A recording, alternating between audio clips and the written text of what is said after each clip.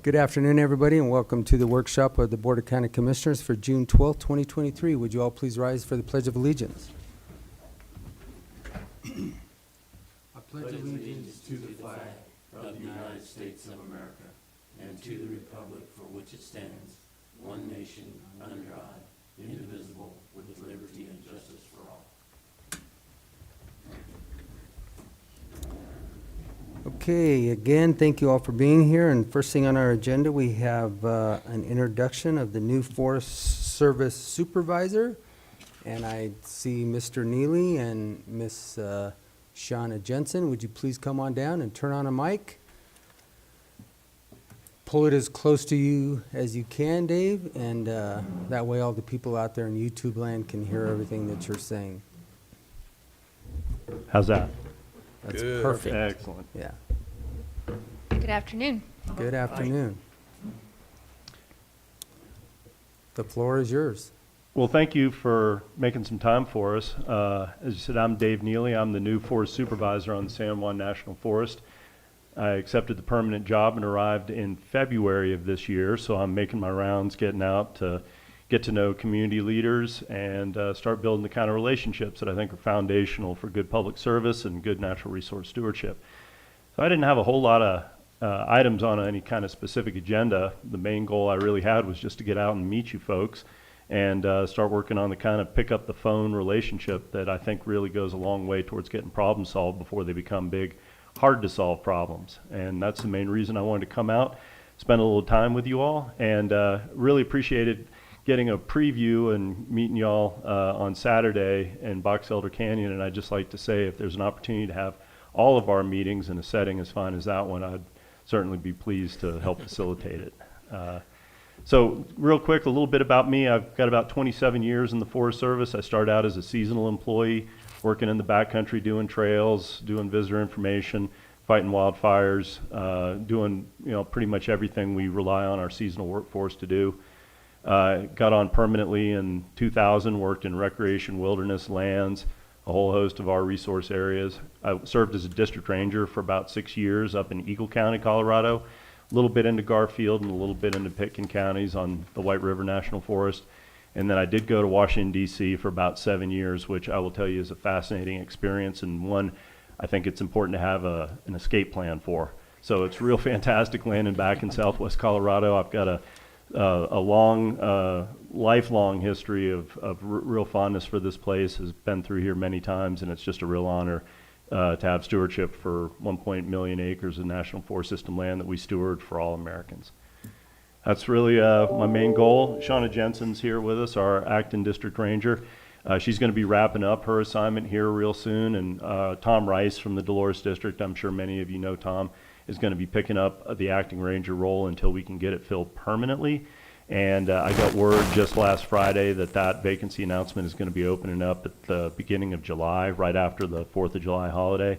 And we're going to move as quickly as we can to get this critical position filled, because it really is the real interface on a day-to-day basis with all the work that's happening on the ground in Montezuma County and across the district.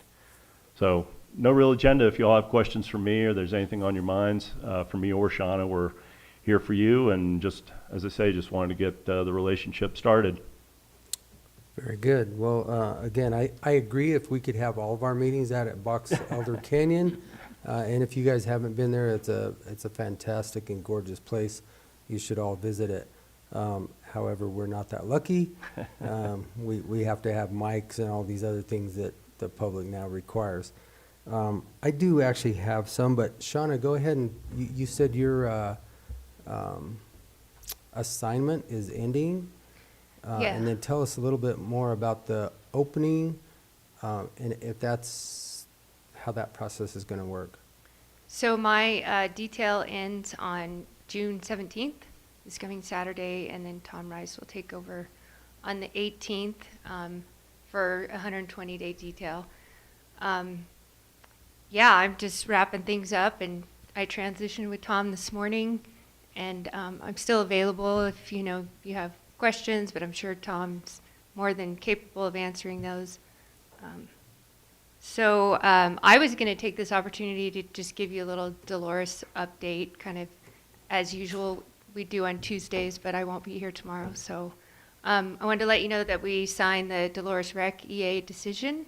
We worked through the objection period and got everything straightened out, hopefully, and we should work our way through the process, through the appeals process pretty well. So we can now build some facilities, parking lot, bathroom, widen some trails, and create some other trails for when they're doing the vegetation management at Bobbi. So we're glad to get that done. RX burning, prescribed burning, we hope to start Wednesday or Thursday. We've been trying to start that for a couple weeks, but the weather just has not cooperated. The burn plan has a sustained wind speed of 22 miles per hour, and we have been, our predictions have been 25, 28, and so we're not within prescription to be able to start those fires. We are getting a local weather person for the fire and hoping to get a more localized weather report, because some of those wind predictions haven't really played out. Like, they're close, but they're not hitting the 22 miles per hour. And so if we get a local person here, we might be able to hit that burn window. And we're going to start at Bobbi on the lower end, on the south end, and try to get the units near the parking lot taken care of first, and then go north from there. There's one more thing I was going to share with you guys. Can't remember what that was, but it's kind of been business as usual up at the Dolores. Things are going pretty smoothly this summer, and yeah, cows are turning out, should be out actually at this point, on the Mancos side as well. So yeah, any questions about the regular operations up there? No, you answered my question about prescribed burns, so. Okay, good. How big a area are you talking about doing there? It's I think it's around 700, but when you total it all up. So if they get through all the units, I think they'll be close to that number. We're going to keep looking at weather windows wherever we can across the forest to try to get fire back on the ground in these systems. So we're remaining diligent. I think our opportunity is pretty much past us on the eastern part of the forest and maybe in the middle, but we're going to keep looking here on the west side as long as weather conditions permit. If we have the opportunity, we're going to do everything we can. What about the Cottonwood Road? Is it open, closed? It's not open yet. I don't know when they're actually going to get the resources out there to get everything cleared out. I know it was, they had started looking at it. We had some road crews out there a couple weeks back. But there's a lot of material in there, so it's going to take more than just our one-man show to get in there and clean it up. I can follow up on what the date will be and Okay. share that with you, if we have a projected date Right. at this point. Thank you. Yeah. Okay, so I have one. So Senate Bill 23059 passed this year, which is state parks and wildlife area local access funding. So does that affect, since we have state parks in our area, Jackson Gulch, we have a county road that goes up there, and then obviously the Dolores Norwood Road. Most of the traffic goes up and down that road as it gets to Lone Mesa State Park. Is that funding that you guys are able to access also, or is that just funding for us? How do you read that bill, or are you aware of it? Because there's a lot of activity that goes up the Dolores Norwood Road that goes into that state park. Obviously, it's in Dolores County, but everybody goes up and down the road that's in Montezuma County. I'm not familiar with that. Yeah, I think we'd have to research that a bit, but I think our goal is to work as cooperatively as possible with state partners, with county partners, whatever we can do locally to share resources for those common benefits. I mean, that especially plays out in the road system where that road is serving multiple needs. If there's a funding Correct. stream that can go to make improvements or even just to accomplish necessary maintenance to prevent the heavier lift kind of investments, we'd be interested in that. Okay. We should make a note of the Well, you bill guys number might and do look some that up, research. or you Yeah. can our numbers are on the website, or I can give it to you Yeah. later also, Dave, and we can have that conversation. Now, the funds obviously wouldn't be available until 2025 because they have to collect them for '24, but that road has several uses on it, and it Mhm. moves a lot of commerce up and down that road, which is going to segue into my next conversation, is that road, the Dolores Norwood Road. I had a couple phone calls this weekend, a couple personal contacts, but the road is in pretty bad disarray. I talked to our road superintendent this morning, and I know that we are doing some pothole patching as it goes along with our Schedule A agreement that we have with the Forest Service. But he did tell me that hopefully in 2025, that we will have, out of that bipartisan infrastructure bill, the $6 million, and I'm just trying to make sure that I'm correct, to actually go from Butler Corner all the way to the Montezuma County line, that $6 million to do that road, which 2025 is not really that far away, but for the public, you know, we're gonna have to put up with it for a while longer. The question here is, one, is that hopefully when those funds are allocated, we will get that, and then two, what kind of patchwork are we gonna be able to do in the meantime? So, out of our timber shop, there was 25,000 set aside for the Dolores Norwood blade patch agreement. Is that the agreement you're referring to? I think so, because Okay. that's in our Schedule A agreement, right? Yeah, and so, according to Cody, our roads engineer, he said that it was going to be a couple months before that got going, but, so you have some stuff going now, and then in a couple months, we will be able to get our crew out there and do that patchwork, and hopefully that will bring that road up to being much more passable, because, yeah, it's riddled with potholes at the moment. The other thing I wanted to share with you is that, we supported a 25-26, and NAP stands for? National Asset Management. Yeah, National Asset Management submission, so we can get that, the $6 million you're talking about, to do a full road repair. And so that submission is gonna go, in the 25-26 cycle. So I would hope by 26, they're gonna have the money. Do you know how the cycles are working? Yeah, we'll have to make sure that, you know, there's a process to try to intake and evaluate and prioritize asset expenditures across the system, and it gets, as you might imagine, pretty hard to prioritize when you're talking apples to oranges to boat trailers when it comes to what type of work it is. So it's something we'll have to pay attention to and make sure that it moves through as expeditiously as we can. Okay, well, we'll definitely keep us, informed on that one, Mhm. because, I mean, that's a big stretch of road that it would be great to get that thing fixed up to a standard that's drivable. Yeah, and in a better condition to maintain over time. Yep. Agreed. So, I think that's really all that I have right now. So we will be looking at least a $25,000 item for this year whenever we can get the asphalt, which I think Rob said it would probably be the end of August or 1st of September before we could even get that probably put down on the road. Yeah. So, Yeah. And I remember the other thing I was going to share with you, that the bid went out for the breakwater. And so, Okay. and Wave Eater can oh, good. be an entity that submits a proposal. So on the wave eaters, was it the single, the double, or the triple? Or how did you specify that? Because when we went to Lake Nighthorse, I think they had triples, but wave eater also has, depending on the size of waves or the brakes that you want in there, is that a double, a triple? What kind of a brake is it? I do not know what they requested with the proposal. Okay, Yeah, I'd have to follow up with you on that if it was specified in there or not. okay. But at least that's in motion. That's, yeah. that's in progress. Okay.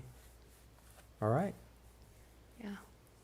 Commissioners, anything else? Good, All right. thank you. Well, welcome, Appreciate Dave. Well, thank Appreciate it. Had a great introduction to Mr. Neely this weekend. Got to spend Friday and Saturday on the lower Dolores River with him in a raft and with no cell phones. So all we had to do was have time to talk. Anyway, thank you. I appreciate it and appreciate my time. And thank you, Shauna. Thank you. All right. Thank you. Thank you all Have a- very much. Have a good day.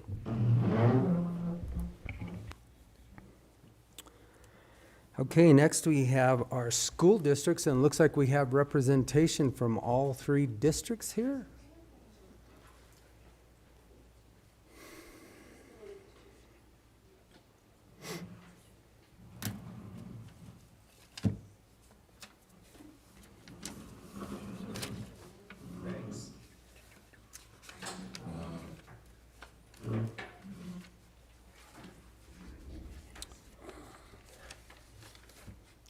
Would you all introduce yourself again so that the public knows who you are? I think we all know who you are, but that way the public will know.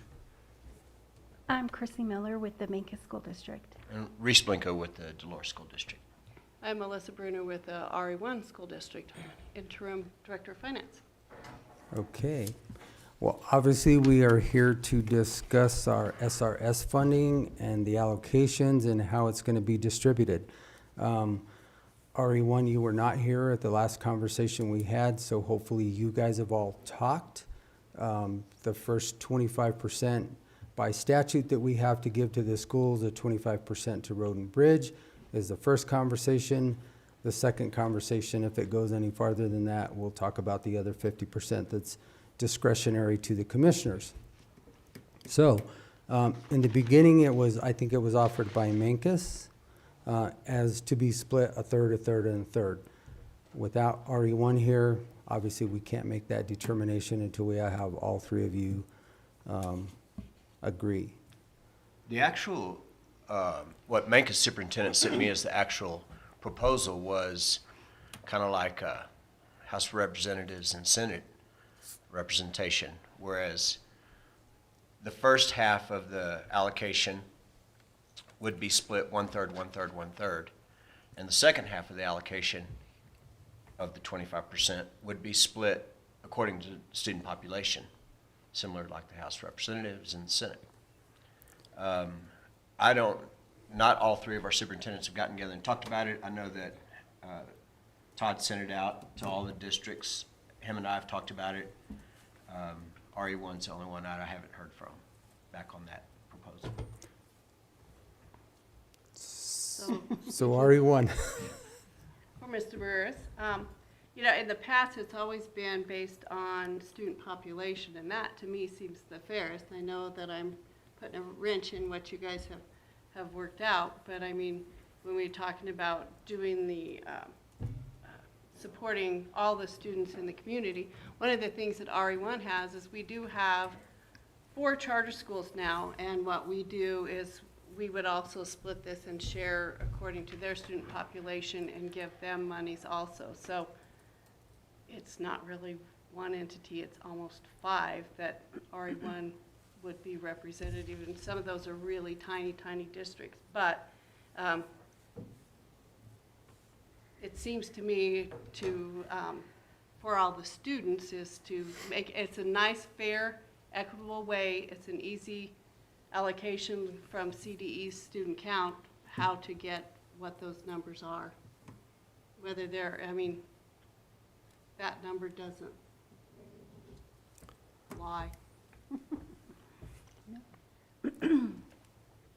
So we're here basically to facilitate a conversation. We're The supposed to statute do says that. we have to bring you in here, and then we distribute the funds how you want them distributed. So Yeah.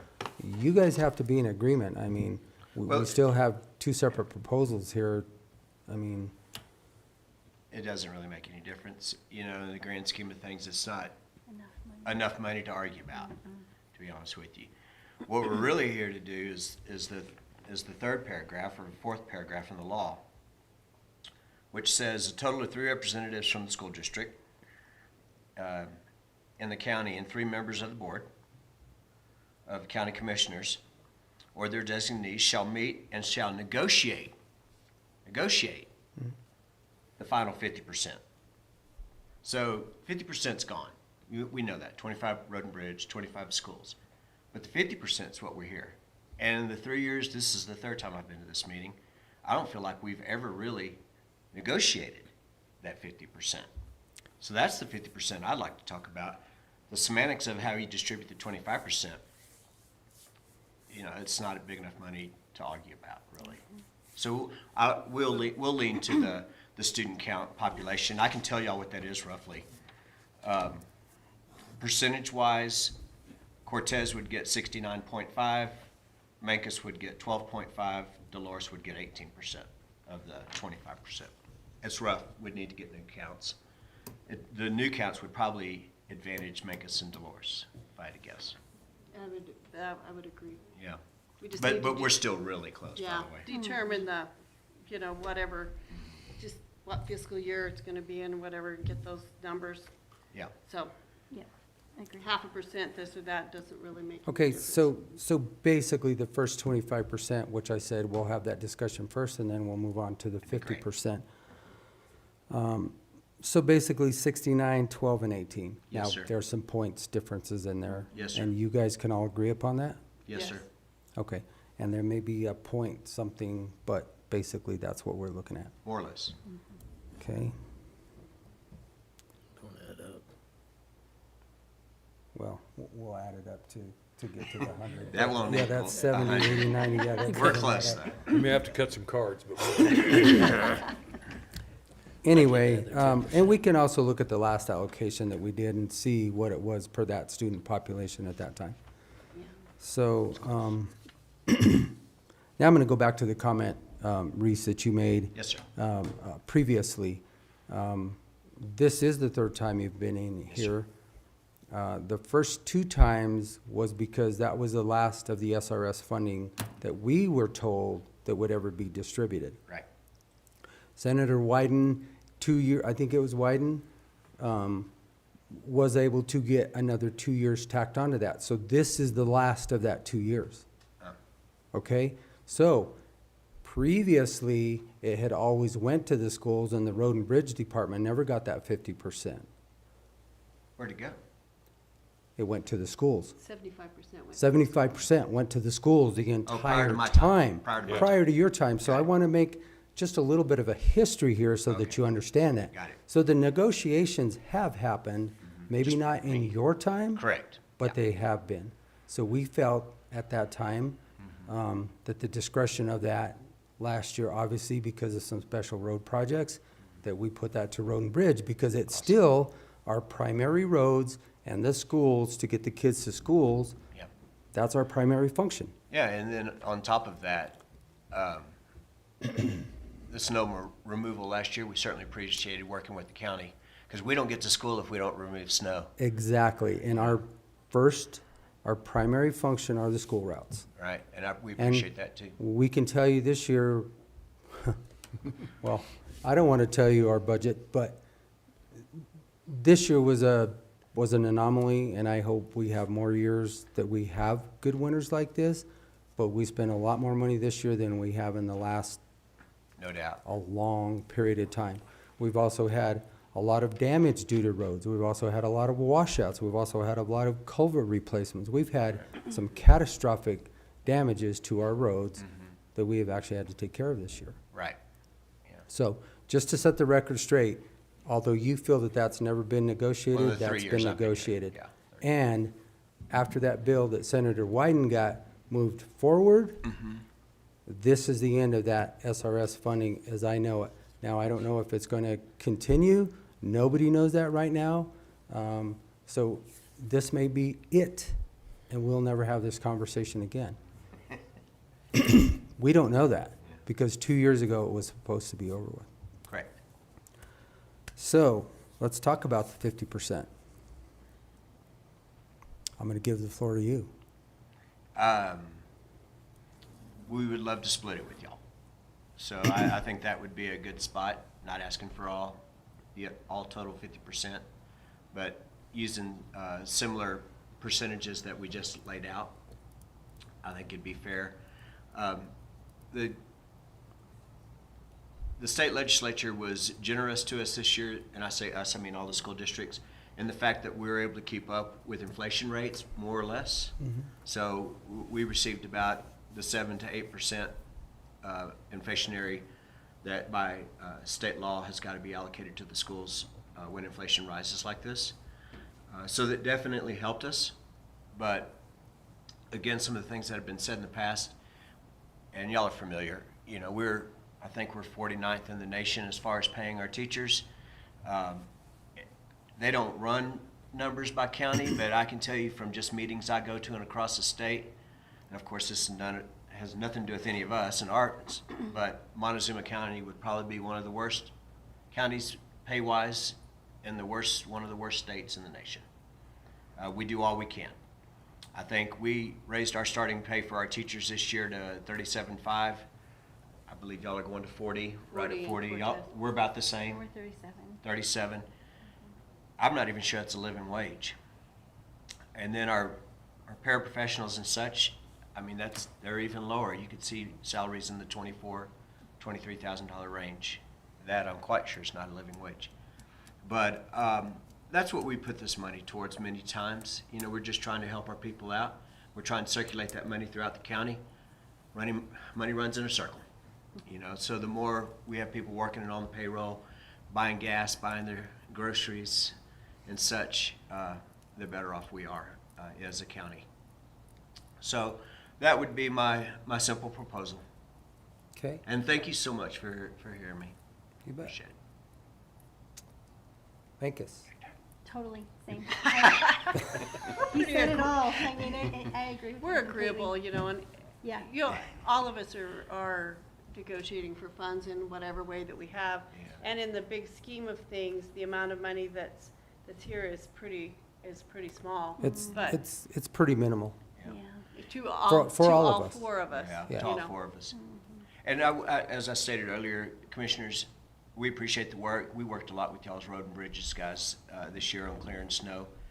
It was a unique year, and I am really, really happy when I look out at that lake to see a full lake, and I know y'all are as well.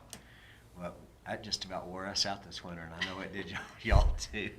You know, we missed 3 days for the first time in a row, ever, that anybody in Dolores can recall. I mean, it was a lot. And then I hear, I don't know whether y'all want to knock on wood or not, that we may have a similar winter coming. So, we'll see. And if we do, I mean, we can't control that, and it's great, and we Yeah. love it. I love seeing that lake full. Yes, sir. It's awesome. Yeah. But it does create nuisances on the backside for all of us of what we're all dealing with. I certainly want to mention, and I know I can speak for all three districts, that we're appreciative of and working with y'all on snow removal and getting our kids to school. So we appreciate the hard work that y'all have done.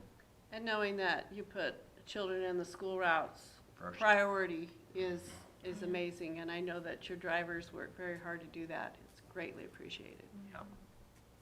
So just remember, while you guys are still in bed sleeping, guess where they're at?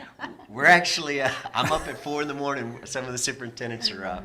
So we try to get out. And it's fun because we have to coordinate between when's the state plowing, when's the county plowing, when's the city plowing. You know, it's a puzzle that sometimes people don't understand. But we see the guys out there early, and we certainly appreciate it. So then your recommendation, I guess, is what I'm hearing from all three districts, is to split. 50/50? Yes, sir. On the final 50. Yes, sir. Okay. Well, that's their recommendation, commissioners. Now it comes back to us. Yes, sir. So I'll go to my left. Well, if I remember correctly, when this whole thing started, we gave all of it to the school district. The road and bridge didn't even get anything when they first started this funding. By statute, I think it's always been 25% that they have to, But the other discretionary 50%. but the other right there, too. 50%, yeah. But originally, if you gave it all to the school to begin with, it didn't count against your PILT and stuff. You got all of it. It's changed a bunch from when it originally started. I'm agreeable to this, splitting it 50/50. 50/50? Yeah, Commissioner? Yeah, and then I, break it down, that's break it fine down with me too. percentage-wise, Just break it down percentage. yeah. And do you want student count for October of 2022, which I think the numbers are a little bit different than these right here, and we can get those too. That'd be the next Travis. best number to use. Yeah. I think use the- once, Yeah. once you guys, like I said, 69, 12, 18, that doesn't equal 100. It's a little bit more, obviously, but when you come up with that and all three of you have signed off on it, then we can get those funds Okay. distributed. Because it's a really easy number to get, you Yeah. know, and it is gonna, I think, Yeah. these two are gonna have more, a little higher percentage than Cortez. We've lost students, they've gained, so Yeah. Let's go off the 22, The yeah, October. October 22 numbers. That's the best, most accurate numbers we have. So we'll get the information off the We'll 22, get it to 23 school district, and I'll get you a spreadsheet that shows all of them, and we'll all. Appreciate that. Perfect. Okay. Have any feel for what your numbers are gonna be when you open back up this Well- next school year? We're gonna be very similar. We may be, we're gonna be very similar. We may be up 10 to 12, not much difference though. We're seeing a little bit of growth where a lot of other areas aren't. So, so yeah, it helps. Each student nowadays, again, in Montezuma County, is roughly $10,000. So, actually a little bit north of that possibly. So it's a good thing. 11,000 now after the formula change. So it's a good thing. And I think, speaking for RE1, just to let you know, I mean, we do have more charter schools than almost anyone in the state. We have a fourth charter school opening up. We have SWOS, the alternative high school. We have Battle Rock down in McElmo Canyon that is a charter school. We've got the Kiva. It started as a Montessori charter school. I don't know if it's still following the Montessori model or not. And then this year we have Pleasant View starting up as a charter school. So, like I said, it's a lot. So, Wow. I can't Great. speak to Mancos and Dolores, but I got to hand out some scholarships for Cortez. Nice. And you have some very excellent students. I think the whole, we should be proud of our Yeah. students. I You mean, bet. all three of the districts, you know, in this community. And They we're work working hard. closer together now than we ever have. We synced all of our calendars. We're working on a really big career and technology initiative with PCC and Southwest Education Coalition. We do a lot. We're doing what we can to expand the opportunities for the students of this county. So we appreciate working together. We enjoy it. My Okay. partners just aren't here right now. They send the So the they send better the be- version, the That's right. There you better go. version. Let's say they were well represented. There you go. Thank you. Well, thank you all for your time, and thank you all for finally being able to corral you all. Yeah. So it sounds like we have a 50/50 split, and it will be distributed basically on that breakdown of what I said earlier, 69, 12, and 18. And Commissioners and Travis, in the future, this is a good meeting time for us. Right there at the end of the school year was just really tough, and so we Okay. apologize for that. But this, right after we come out of Memorial Day, anytime, it lightens up a whole lot. So we appreciate this time right now. This is a good time. Maybe we can have the conversation next year. I hope we can. Well, and You again, never know. we don't know yet. Yeah, I know. It's the same thing with school funding. They tell us one thing, okay, you're not going to get that money next year. So far, like, we get a rural allocation, and our rural allocation has continued to roll over. So you just never know. Yeah. All right. We never know. As all we know was this, the last year of the 2-year extension, and we've heard nothing else. So, thank you all. Thank you, guys. Appreciate it. Thank you.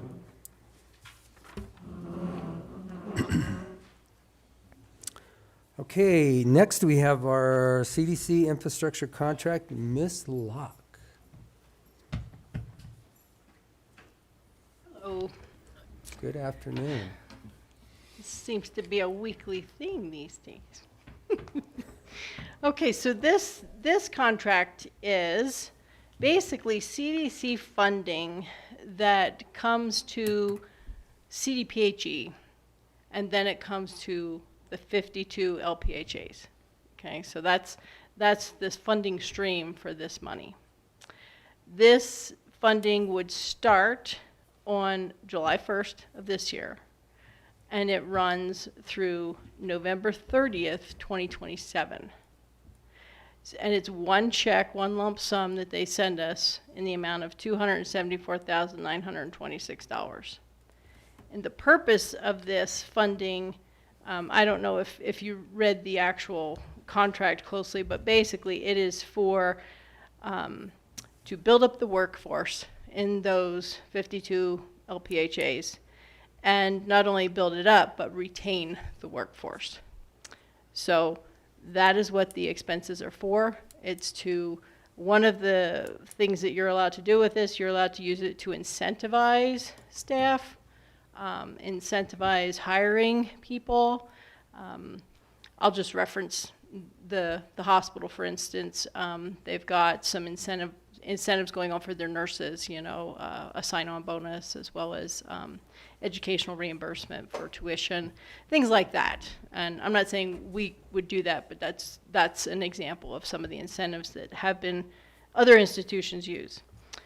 So the basic deliverables, the expectations of us for this are, we have to do a final project budget. Then we would do a work plan of how we're actually going to utilize this money. We have to do every 3 months a progress report of how we have spent the money and what activities we're doing with it, and then at the end a final project report. Some ideas that we have already planned for this is to expand our workforce with a position that would be a big picture position that would oversee all of the programs in public health with a specific focus toward behavioral health, and that means many different things. It's part of our CHAPS process. You've probably heard me talk about that, the community health assessment and support. It's a basic plan. It's a 5-year plan that we have to do every 5 years. And we're already 3/4 into the first year, and I have done very little because I have not had the capacity to do much with it. So this position that we would develop would help with that and get us back on track. So that's one of the things we've thought of. The other piece is we currently have a position, we have 3 positions open right at the moment, a nursing position. We have a program manager role that I just posted, which is our emergency preparedness and response role, which, as you know, has been cut dramatically, less than half. So I'm backfilling that with some communications work, with 10 to 15 hours of support for the emergency manager, with, so those are the basic pieces that would be part of that role. So, because I know our emergency manager could use some additional help. So this is part of the building the workforce mentality and coming up with ways that we can best serve the community. So those are 2 things that we have talked about, we have kind of in our plan to move forward. What other things do I want to tell you about this? We talked about that. So this is one big check. I'm not exactly sure. It'll get to us before July 1st. I don't know exactly what date though. We currently, just FYI, so that you know this, and you may or may not remember, we currently have some CDC funding right now. It's our workforce funding that we've been operating on. We've been using that money to help support our environmental health program, which with Melissa, bringing Melissa on board to continue to do the septic OWTS work. So she's been, we've been paying her out of that. We just recently moved her back over to environmental health, but we had been using it to support that workforce. Our communications piece, we've had some position changes from that role, so currently we don't have anybody in that role, but hopefully we will fill it. And also to help Laurel as my assistant and our finance person, we have an admin assistant who does some help on a daily basis, helping us with some of this stuff internally with the finances. So we piecemeal a lot of what we do, and this funding gives us the opportunity to do that as well as to build the workforce. So that's what this is about. what questions do you all have? Pretty much spelled out. I'm looking at my attorney because I don't want to, I mean, the only comment that I would have is the terms are very broad. And, I mean, you guys They are. have a lot of discretion within this contract as to what you're going to do with that money. Correct. You know, that can be a really good thing. That can also be a little bit scary. But, I mean, again, be sure you're fitting within the broad terms. That would be my only Absolutely. comment. I mean, Right. it's kind of unusual in how broad it is. Right, And- and the whole plan with this is, because you might say, okay, you're gonna build your workforce, well, what happens in 2027? Right, I mean, that's my thought when I look Right. at something like this. So this is supposed to be basically absorbed in the structure of the funding of public health long-term. So nothing will go away, this is just how it's going to look. But they're starting it with the CDC funds.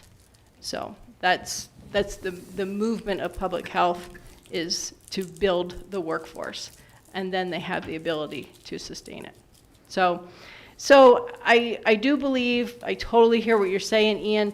It's very scripted in that it is for workforce. You can't use it to buy desks or computers or things like that. You know, it is to build the people, the workforce, and keep them, because we all know how costly it is when we lose people, so. It absolutely isn't a bad thing. I Right. mean, it's nice to have discretion in a contract. Right. You just have to be sure that, I mean, especially Correct. with a check coming in up front. Yes. It's unusual in those two respects, but, Yes. I mean, as long as you guys And the budget and create the reporting- plans and report, you're Sure. gonna be fine. And we have to, like I said, every 3 months, we have to send reports in, which we currently do with our existing CDC funding. We have to report out every 3 months on how we've spent it. So this is going to look very similar, but it's a bigger chunk of money over a longer period of time, if that makes sense. So, how cumbersome is it to do the reporting? I mean, what does It's- it take? Wow, it's how much not. more addition? Laurel and I usually just takes maybe an hour to put it together and send it in. Because we keep really accurate records of our finances. So it's not like we're pulling out receipts and we've been doing that all along. So we have it tracked. It's not cumbersome at all. Okay, So, all right. okay. Commissioners, anything else? No, Okay, not. Okay. thank you. Thank And no, you. I did not open it and read the entire thing because last week I goofed up and just went ahead and signed everything. This So should be the only one for this I week did that not. needs signing. Yes, it is. That's all I have this week. Okay. Thank you. Thank you, Bobby. Appreciate it. All right, next, Travis, have you displayed this travel rate? We had, Commissioner, I wonder if we ought to go out of order a little bit. We've got a couple professionals in the room. Somebody, and that way we Okay. can take care of Sure. them first. all right, then I guess we'll go to the discussion with Southwest Hospital facility needs. We'll bring down Mr. Johnson and Mr. Lovett. Come on down.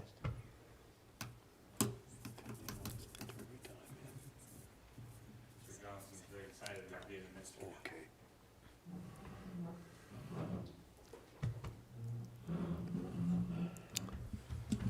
Brandon Johnson, MCHD Chair.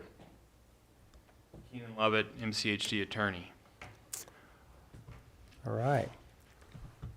Good afternoon. I see that Mr. McLaren passed on some additional information that we provided, and then this is what we had discussed quite some time ago now at this point, several months ago, where we had brought in front of the Commissioner's attention an opportunity that has been provided by the current banks that own the bonding that was originally done in 2015 to fund the new hospital patient wing and the medical office building.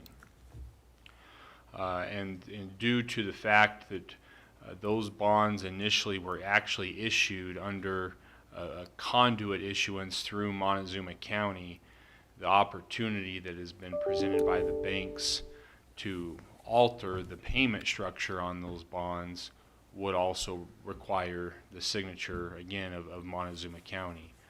And we believe there should be some final documents distributed soon, but the commissioners, when we spoke last time, were interested in some of the facility upgrade needs of the hospital as part of this conversation, since the funding that would be freed up through the alteration in the payment schedule would be restricted to facility and infrastructure upgrades. So then now we're able to provide you a little bit more information that you had wanted based off our last discussion. So I'm going to ask on item number 10, the RTU, what, is that a rooftop unit? I'm assuming that the acronym, okay. So you keep in mind, these prices are budget prices. They're really not set in stone. Plus, we have to go out to bid if MCHD does it, so. We have to go out to bid, and also these funds are not going to become immediately available upon the reamortization of the loan. There's going to be approximately $180,000 a month freed up. So it's not like everything would get done at one point. There's going to be a committee that consists of both members of MCHD and SHS, as well as the engineer that has been charged to go through the building and come up with the specific facility upgrade needs.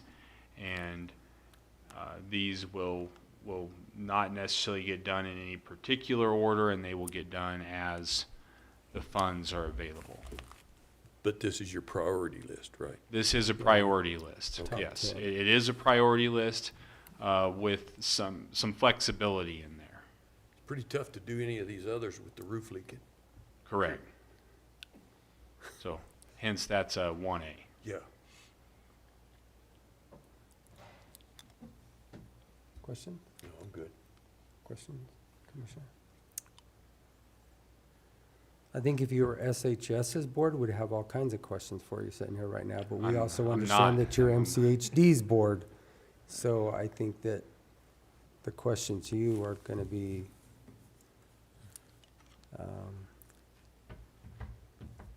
I hope you budgeted enough, because it seems like our costs that we're seeing along with you all, and you know, we're costs have elevated to costs that we haven't seen ever. Correct, and that's going to be So- one thing where, you know, there's not necessarily, you know, with what is going to occur is the monthly payment is going to go down somewhat notably in the reamortization. So there's, you know, as money actually starts developing in this restricted account, then we'll, like I said, we'll do projects at that time. So we'll know that we have the funds, and we'll get a more accurate, you know, bid at that time when the MCHD and SHS committee that has been developed or will be developed, when they decide to go forward on a particular project, they'll get an updated number, and the banks are also kind of going to be involved in this process, and no project will move forward unless everyone's real confident we've got the money ready to go. Okay. And specific to SHS, obviously, you know, things have hit the newspaper, and on the MCHD side of things, we have received concerns from members of the public, and, you know, although the operational standpoint has been leased to SHS, MCHD still takes the concerns of the public incredibly serious, and we have a board meeting on Wednesday, and we plan on, and we actually expect several members of the public to be there addressing their concerns, and it'll be made clear to them that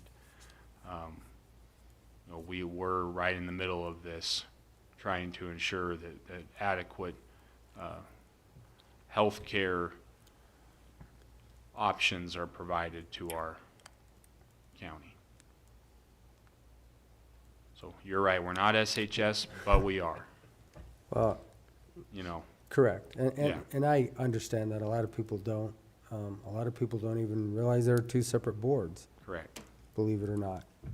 And the other thing is that this is not a board that has really any say over your board or SHS's board. However, I think we do and would echo the community, the involvement that we have for the community as far as providing, making sure that we do have healthcare here for our people of the community. I think I guess that's the message to carry from me. I'll let the gentleman beside me speak also, but from the emails that we've received, the phone calls we've received, I think it's critical to express that so that you can carry it on also. And we welcome any of you to come to the meeting Wednesday, 6 o'clock. That'll be in the EMS training room. Okay. So if you're able to make it, I mean, obviously it's an open public meeting either way, but feel free to join the discussion as all of your very weighty voices within the community. All right. Hopefully, we'll have final documents for you soon. If you have questions on that, to be able to accomplish what is essentially going to be a re-amortization of the payment schedule, please let us know. Yeah, just when you get those final documents, let us know and we'll. There is still a hope to get this done in June. So the new payment schedule begins for the July payment. So funds are starting to be created come July. So you think you'll have this resolved with SHS come Wednesday night or not? Or is it, just a good guess? Yes, I really do. I don't really think there's a whole lot else left to resolve with SHS. As far as what's needed specific for this re-amortization, I don't really think there's going to be any further delays or anything along those lines. The banks have told us pretty loud and clear, you need to get this done. And told them pretty loud and clear, you need to get this done. So. Okay. Appreciate your gentleman's time. I know you're Appreciate busy. you. Let us know anything Thank comes you. up. Have a great rest of the day. Okay, I'll jump back up and we're going to discuss with Community Connections. A discussion for a letter of support. Cynthia Sadler, and I'm the secretary of the Board of Community Connections. And first of all, thank you for your past support. It's really helped us, and we have always appreciated that so much. I'm here to talk about the need for specialized transportation services and what we are doing to address those needs. In Cortez and Montezuma County, there are about 50 people utilizing currently a 15-person bus. That's not always reliable because it's not a very new model. And also multiple personal vehicles from our direct service personnel, employees. And this is to help people get to work and to and from, and to attend our adult day program, to participate in community activities such as volunteering at the library, the animal shelter, and thrift stores, as well as going to medical appointments and grocery shopping. And through these efforts, we help clients achieve increasing levels of independence and autonomy. Without these services, they would remain isolated and be less likely to be a part of our community. And that is our mission, to help people with intellectual and developmental disabilities lead healthy and fulfilling lives here in Montezuma County. So without these services, being isolated, they're more likely to suffer loneliness that's linked to health problems. And so we try to prevent that. But the good news is that with your letter of support last year to the Colorado Department of Transportation, we were given a grant of $27,300 for operation of these services, along with $72,160 for one van that will be placed in service here, hopefully by year end. We also applied to private foundations and were awarded a grant of $36,080 from the Disabling Barriers Foundation. So we are trying to bring in other sources of revenue for our clients and staff. So what we're here to ask you is if you could provide another letter of support for this year so that we can continue to upgrade our ability to continue this service. Because last year's request was actually for 2 vans, and we were only granted 1. So we're still looking to try to get that second van for helping our clients. So are there any questions? Okay. I don't have any at this point in time. Obviously, we did this last year, and I don't personally have any kind of a issue with signing another one. Obviously, we don't make decisions today. It'll be done tomorrow. Yeah, I think In our meeting. Travis had maybe a draft of a letter that. Yep, we have the And- draft right okay, here right great. now. So, Yeah. gentlemen, do you have any questions for Cynthia? No, just one from left field. Okay. Does Community Connections fall under the guise of behavioral health?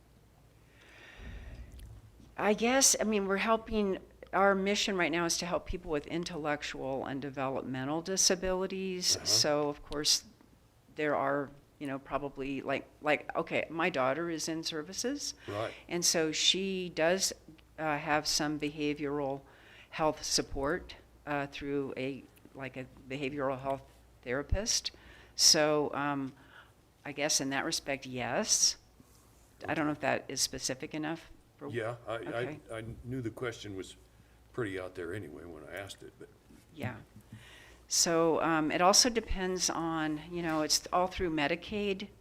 80% actually more than that, of our budget is covered by Medicaid. But of course, really Medicaid funding really doesn't cover 100% of what what we're Right. paying. So that's why I'm here on the board trying to help raise money and help raise awareness and all of that. But each individual client has their own plan, and depending on what the needs are, that's kind of how it's allocated, if that makes sense. Yes. So, Okay, and all right. anyway, thank you again for your time and All all right. your You bet. support in the past. Thank you, Cynthia. Thank you. Okay, thank you. Okay. I only have 2 more items unless I've missed something. So we're going to go back to our travel rate. So this is basically memo from administration to keep current and consistent with the current GSA rate that I believe is set January of every year. It was brought to our attention last week, I think, Travis. We were having a meeting in here that, I'll look it back up, but I think our current rate was set at 44 cents, which is About 10 cents below. not quite too high, but just a little bit too high. So we're gonna move it down to like 38 cents. Can't even, I'm trying to keep a straight Well, face, and just- Bobby's over just there round it laughing out at to me. a quarter. Let's go to a Then quarter. you don't have to Anyway, make change. so instead of setting a rate every year, we felt that it was easier just to say if we, because fuel prices, as they fluctuate, the GSA rate is gonna move with that also.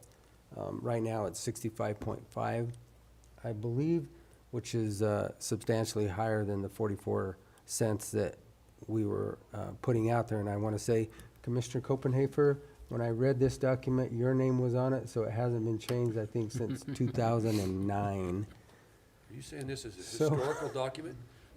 It's yes, it's a historical document. So, gentlemen, I think it's time that we probably should just keep it current with the GSA travel rate, and that's kind of what this says. It'll just be a memorandum. So, questions? No, I don't have any questions. I don't either. It needs to be changed if it has been Well, all this time. it hadn't been. I couldn't believe it when they send it to me. I'm like, oh, okay. Yeah. So, I think we'll try and get you a quarter. More. more. All right. This, obviously, we can't make a decision today, but obviously, I don't see any issues with leaving it, because it could go down. I doubt it, but there's always hope. Fuel might drop back to 50 cents, right? Well, No. oil's down to $68 a barrel, so there's no ratio comparison that's out there. I mean, gas is up there and oil is down, so go figure that. Well, Anyway, and what's worse is you go down to Farmington and it's higher there than it is here. You figure that out. Yeah, figure that out. Figure that out. What? Refinery's right there and it's higher I'm not, yeah. there than here. I don't want to. I don't want to even Well, try to I figure don't it want out. to. Anyway, In certain That's spots. that. I went by a speedway down there yesterday, it was 347. Of course, Is this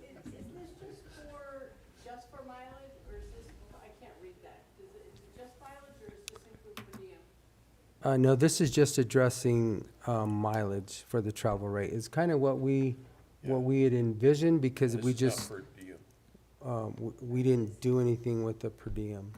We're not gonna do anything with That was not brought to our attention the other day. Not- What was, It's on our attention list. We're trying to figure that one out, and we're doing this, so bear with us. One step at a time, please, ma'am. Got it. okay. Go with this, yeah. And we're trying to review them all, Bobby. I mean, I didn't realize that that's what this was until somebody brought it to our attention. And it's like, Yeah, it's been up in the 50s for we a didn't know long that. time. A lot of moving parts. Yeah. So this way, if we leave it at the standard GSA rate, there's not a number there. It's going to move with whatever that rate is. So it makes more sense. So there's one step. Doesn't mean we'll get to step 2, but we might. All right. Thank you. Okay, the last thing I have on my agenda, and is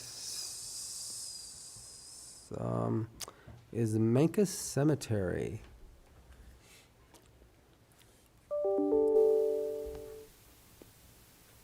They do Questions or comments? they do We've have all an read opening? this. That's my understanding, yeah. Okay.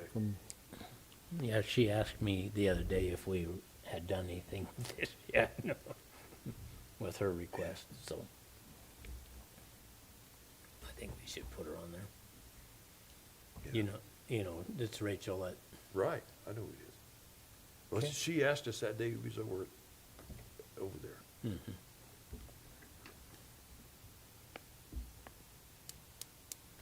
Okay, we'll do it. Okay, we done. well, this will be on tomorrow's agenda also.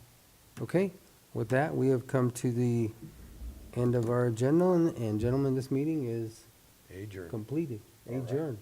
Thanks.